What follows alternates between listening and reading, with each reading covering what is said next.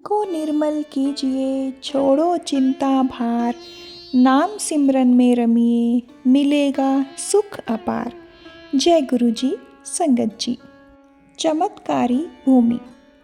मंदिर और उसके परिवेश के निर्माण के समय पूर्ण रूप से प्रत्यक्ष हो गया था कि इस स्थान पर त्र्यंबकम की कृपा है। अनौपचारिक दर्शक भी यहाँ के फूल, पौधे और वृक्षों की विशिष्ट उपज देखकर अचंभे में पड़े बिना नहीं रहते। एक महिला ने अपने कृषि भवन के लिए खरीदे हुए फूल के कुछ बीज जब यहाँ पर उगने के लिए डाले तो वह यह देखकर आश्चर्यचकित रह गई कि उनका आकार आपने यहाँ उगाए हुए फूलों से दुगना था। एक बार गुरु जी से मंदिर की दूब पुनः बिछाने की आज्ञा ली गई।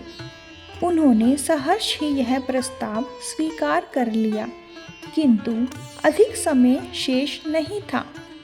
मंदिर में एक आयोजन का समय बहुत निकट था। देवालय के माली ने तो अपना कार्य पूर्ण कर दिया था, पर दूब बिछाने के बाद यह स्पष्ट हो गया कि यह निर्णय दो कारणों से अनुचित था। प्रथम, दूब को पूरी तरह से उगने के लिए अधिक समय की आवश्यकता थी। दूसरा, यह कि जिस प्रजाति की दूब डाली गई थी वह पहली कटाई से पूर्व पैर में चुभती है और उसके पश्चात ही मलमल की तरह नरम होती है। समय के अभाव में यह दोनों असंभव प्रतीत हो रहे थे, किंतु कुछ ही दिनों में दूब की आश्चर्यचकित करने वाली वृद्धि को देखकर सब विस्मित रह गए। दूब की पहली कटाई आयोजन से काफी पूर्व करी गई और उपज इतनी अधिक थी कि आयोजन से पूर्व एक और कटाई की आवश्यकता पड़ गई। आयोजन के समय प्रांगण में दूब की उत्कृष्टता देखकर आगंतुक प्रशंसा किए बिना नहीं रहे। इस प्रसंग को सुन और देखकर दूब के विशेषज्ञ भी विश्वास नहीं कर पा रहे थे। देवालय में यदा कदा कुछ आश्चर्यजनक घटनाएं होती रही हैं, जो दैविक अलौकिक शक्ति की ओर संकेत देती हैं।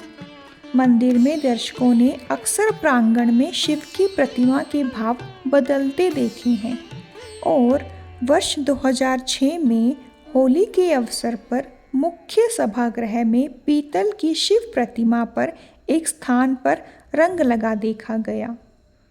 यह सुनिश्चित है कि सर्वव्यापी गुरु जी की दृष्टि सदा मंदिर पर रहती है। एक अध्यापिका का वृत्तांत वर्णनीय है। गुरु पूर्णिमा के अवसर पर वह प्रातःकाल 6:15 बजे अपने विद्यालय जाने से पूर्व मंदिर गई। उस पवित्र दिन केवल माली ने उनको वहाँ पर अपने गुरु का अभिवादन करते हुए देखा, किंतु यह अर्ध सत्य है। किसी और ने भी उनको वहाँ पर देखा। जब वह गुरु जी के दर्शन हेतु अगली बार एम्पायर स्टेट आई तो गुरु जी ने उनको बुलाया और बोले कि वह गुरु पूर्णिमा के दिन सुबह 6:15 बजे मंदिर गई थी। वह अपने ध्यान में उनको देख रहे थे। स्पष्ट है कि यह बड़ा मंदिर गुरु कृपा से स्थापत्य कला का अत्यंत उत्कृष्ट उदाहरण है, जो भक्त को सौम्य और स्नेह भाव से अपनी ओर खींच लेता है। यह उनके अध्यात्म का पवित्र स्थान है, शिव और नानक का प्रिय स्थान। यहाँ पर ओंकार और ओम एक हैं और सदा एक दूसरे का प्रतिबिंब बने रहेंगे। यह मंदिर सृष्टि के रचयिता के प्रतीक बनकर मनुष्य की आत्मा का सदा स्वागत करेगा। यहाँ पर समस्त आगंतुकों पर उनके आशीष की वृष्टि होती है और निरंतर होती रहेगी। दिव्य आभा यहाँ पर और अधिक तीव्रता से सदा प्रज्वलित रहकर अपना प्रकाश इस संसार में फैलाती रहेगी। आने वाले युगों में मानव जाति इस पवित्र पावन स्थल को धर्म के जन्म स्थान से पहचानेगी। हमारे जीवन काल में बड़े मंदिर को सर्वोच्च सम्मान प्राप्त होगा और नवीन धार्मिक चेतना का उदय होगा। यहाँ पर आशीष पाने वाले समस्त भाग्यवान पुरुषों, महिलाओं और बच्चों के द्वारा पूर्ण विश्व में सद्भावना और शांति के युग का शुभारंभ होगा। उल्लेखनीय है कि शिवलिंग का पुनरुत्थान हुआ है। उसका आरोहण आने वाली मुक्ति की उद्घोषणा कर रहा है।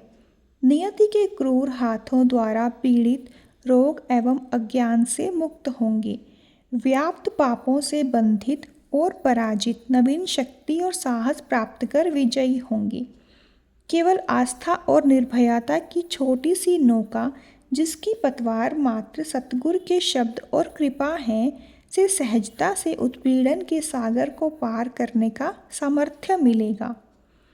पथिकों की ओम नमः शिवाय, शिवजी सदा सहाय की पुकार से उनको विश्राम स्थल मिलेंगे।